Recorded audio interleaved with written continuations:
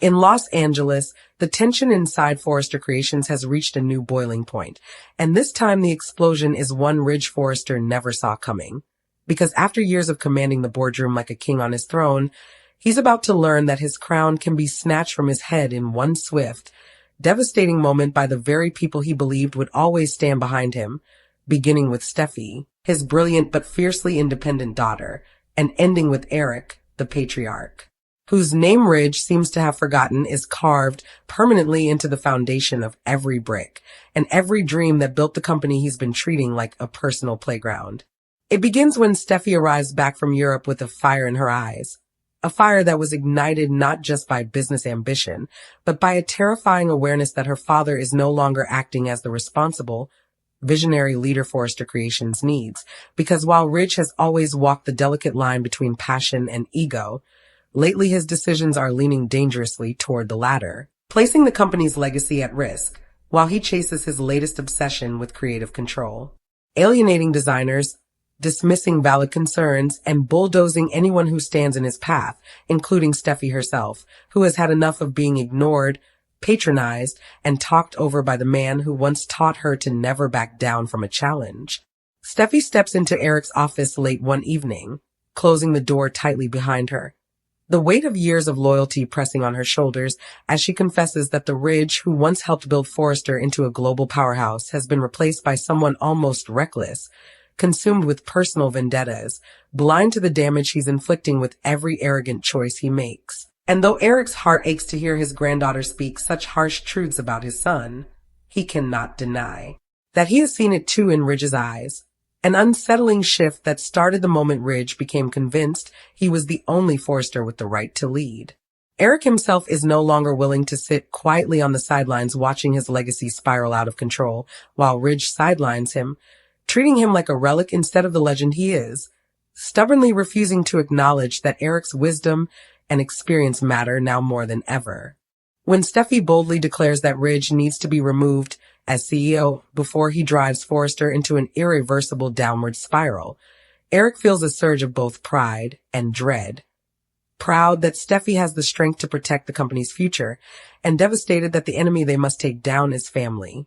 Together, they begin quietly strategizing, gathering documentation of Ridge's questionable decisions, forging alliances with board members who have publicly smiled, but privately grimaced at each disastrous decree he's handed down, knowing full well that the moment they act, there will be no turning back, no forgiveness from Ridge, only a war among Forresters that could shatter the family forever. Meanwhile, Ridge, oblivious to the storm gathering at his back, continues to operate like an untouchable ruler, waving away legal red flags, signing off on risky investments, and forcing his creative will on the brand without listening to a single voice of reason. So certain that no one would ever dare challenge him that he doesn't even notice the meetings happening without him, the hushed conversations in hallways, or the shifting loyalties of the very executives he once trusted. But the first crack in his empire comes when Carter, torn between loyalty to Ridge and loyalty to the company, reluctantly agrees to review the legal documentation Steffi hands him, recognizing instantly that what Ridge has been doing isn't just irresponsible. It borders on negligence, and if the shareholders discovered it before the Forresters corrected course, Forrester Creations could be facing lawsuits, bankruptcy, even a hostile takeover. The betrayal Ridge will feel when he finds out Carter has taken Steffi's side will slice deep.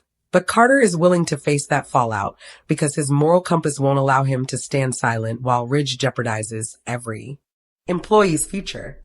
As the day of the board vote approaches, Steffi feels torn apart by emotion because despite their constant clashes, she still loves her father and knows that the moment she steps into that boardroom, she could lose him forever.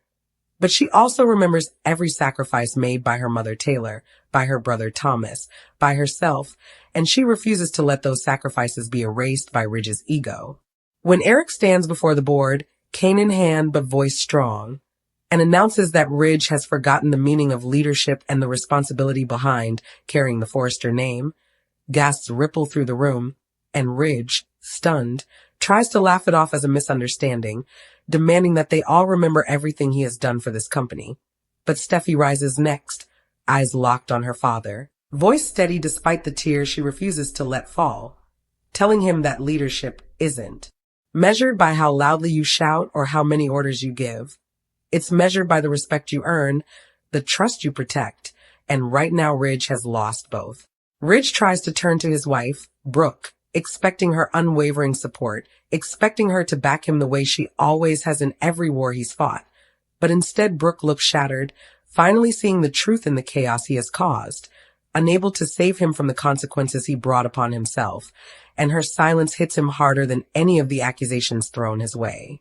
The vote is taken, hands are raised one by one, and Ridge's heart pounds with panic when he realizes that even the people he believed he controlled are choosing to side with Eric and Steffy, choosing the company over him, forcing him to confront a bitter truth he never believed possible, that he no longer holds the power he once wielded like a weapon.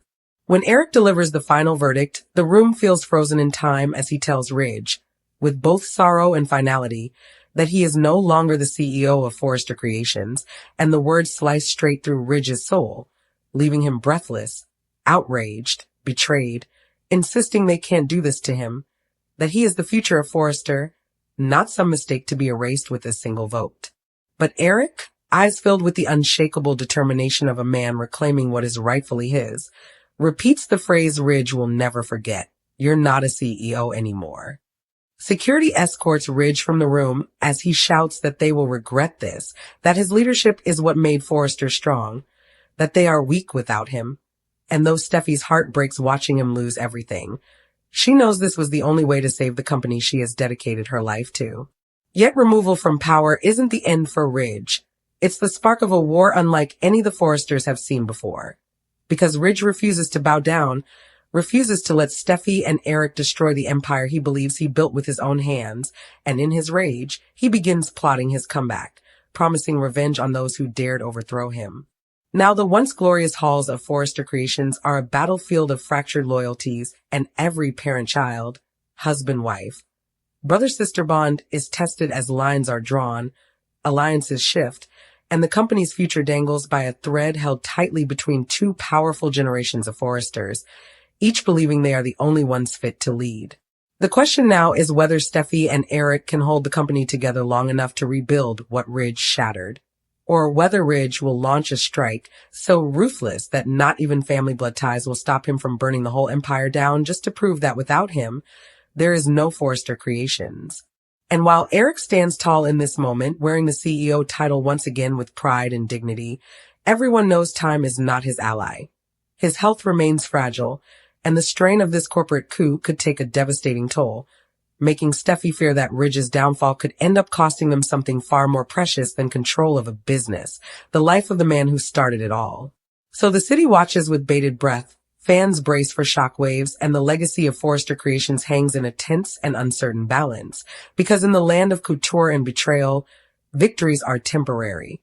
Enemies were familiar faces, and every triumph comes with a price that is paid in heartbreak, power, and blood.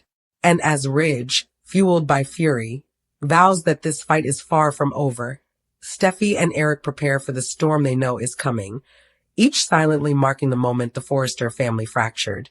The moment Steffi looked her father in the eye and told him that the CEO he believed he was is gone, that the company he thought belonged to him is no longer his kingdom to rule, and that his reign ended the instant he forgot what it truly means to be a Forrester.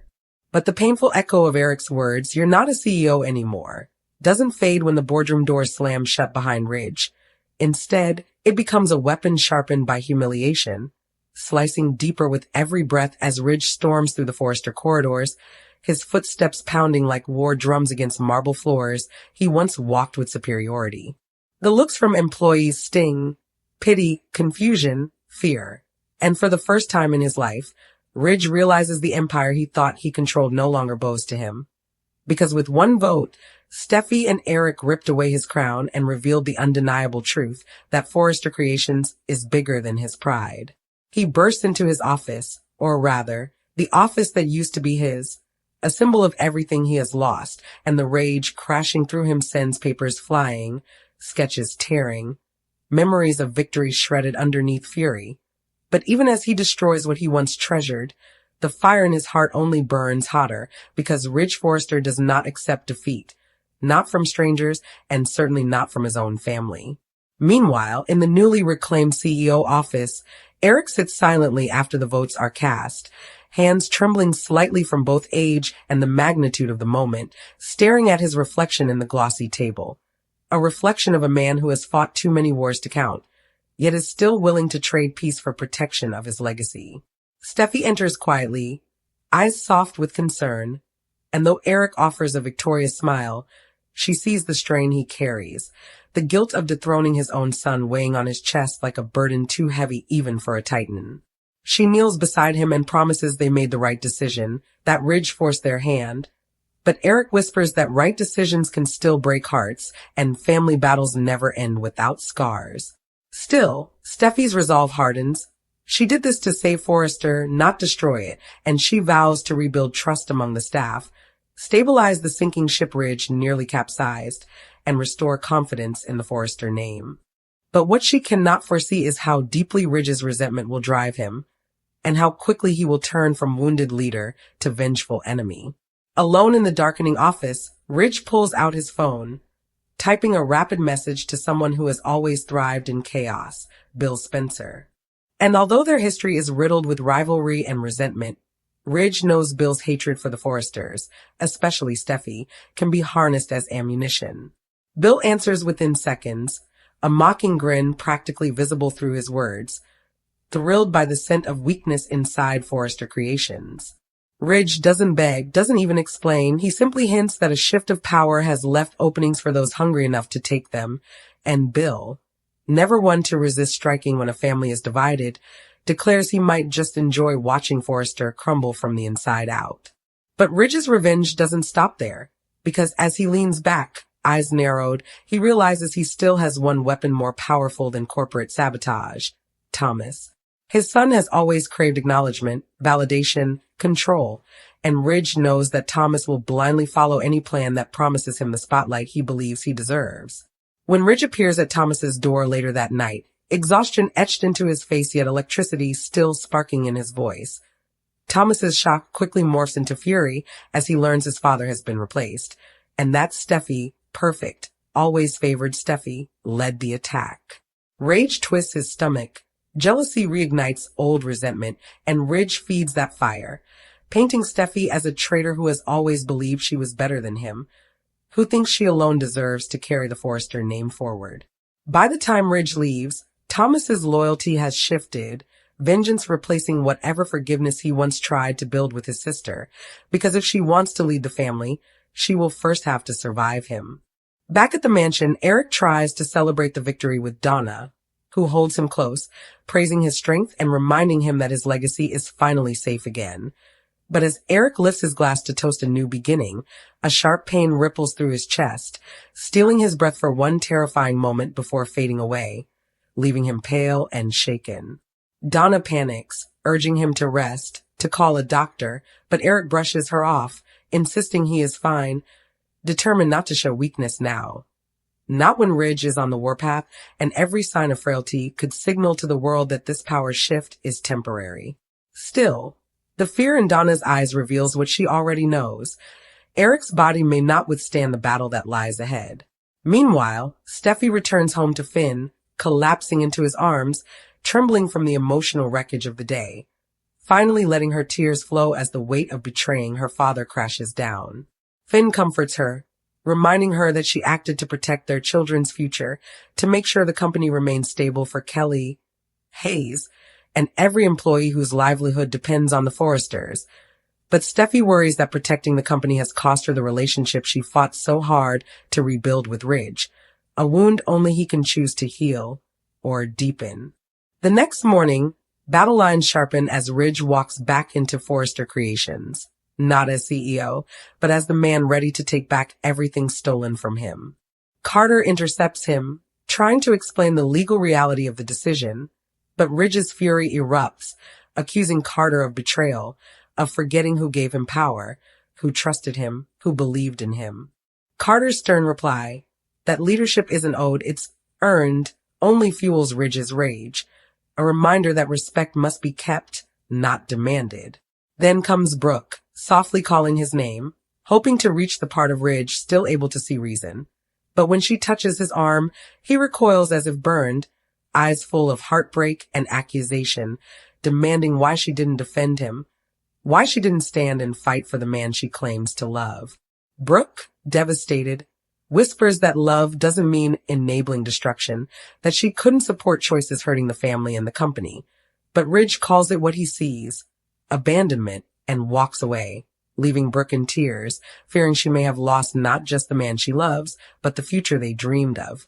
Inside the main office, Steffy calls an emergency leadership meeting, laying out a strategic plan to undo Ridge's damage, restore investor relationships, and reestablish brand stability. The board members rally behind her clarity and strength, admiration replacing doubt. Steffy Forrester is not just her father's daughter. She is a leader in her own right. But as she speaks, her phone buzzes with a message from Hope. Thomas is with Ridge. Be careful. Fear shoots through Steffy because she knows that together, Ridge and Thomas are capable of dangerous decisions, especially when united by anger and rejection. And in a shadowed corner of the building, those fears come true as Ridge whispers his next move to Thomas. They will launch a competing fashion line using Ridge's recent designs, claiming intellectual theft, and dragging Steffy and Eric into a legal war that will bleed Forrester dry. Thomas smirks, more than willing to burn bridges, if it means finally stepping out of Steffy's shadow and showing the world that a Forrester genius doesn't need permission to rise. Across town, Bill Spencer makes his own moves, calling Justin to dig into shareholder vulnerabilities, preparing to strike the moment Forrester shows weakness. He toasts to Ridge's downfall, confident that he can profit from the chaos, unaware that Ridge views him as nothing more than a temporary ally, someone to discard once usefulness runs dry. Back in the mansion, Eric stares at old family photos, wondering how everything turned so dark, wondering if he has condemned his son to a lifetime of hatred, and Donna begs him not to blame himself, reminding him that protecting the company is also protecting Ridge's future, even if Ridge refuses to see that now. But Eric knows the truth. Families shattered by power often never fully heal. And that fear grows when he hears the front door slam.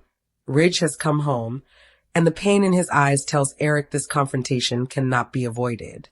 Ridge demands to know how his own father could betray him so publicly, accusing Eric of humiliating him, of choosing Steffy over him, of loving his legacy more than his firstborn son. Eric listens, silent, letting the storm rage until Ridge finally collapses into a breathless pause, and only then does Eric stand, voice shaking but strong, telling Ridge that love is why he did this, love for him, for the company, for the generations that will come after, but Ridge refuses to believe that anything born from love could hurt this deeply. In that moment, Eric sees a darkness in his son's eyes, a darkness that may never be undone, and silently wonders whether restoring Forrester's future has cost him Ridge forever. Days turn into a tense lull, a false calm before the inevitable eruption, and the world watches as news breaks about the CEO transfer. Investors praise Eric's return, confidence surges, and press coverage begins shifting in Steffy's favor. But Ridge is not gone.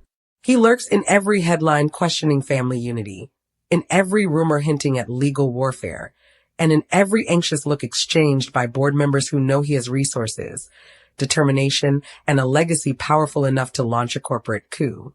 And one night, after Eric leaves the office early, trying to preserve what little strength remains, Steffy remains behind, finalizing documents to secure their upcoming fashion preview. When the lights suddenly flicker and Ridge steps out of the shadows, face calm in a way that terrifies her more than anger ever could. He tells her that she has crossed a line she can never uncross, that she stole from him, that she took what is rightfully his, and that he will not rest until she pays for it. Steffy stands tall, refusing to back down, telling him that leadership is not ownership and that Forrester Creations belongs to its future, not his ego. But Ridge only smiles, cold and calculated, promising that the future will look nothing like she expects. He leaves her with a final whisper, "You took everything from me. Now watch how quickly I take it all back." When the door slams, Steffy's legs finally tremble because she knows this is not just a feud.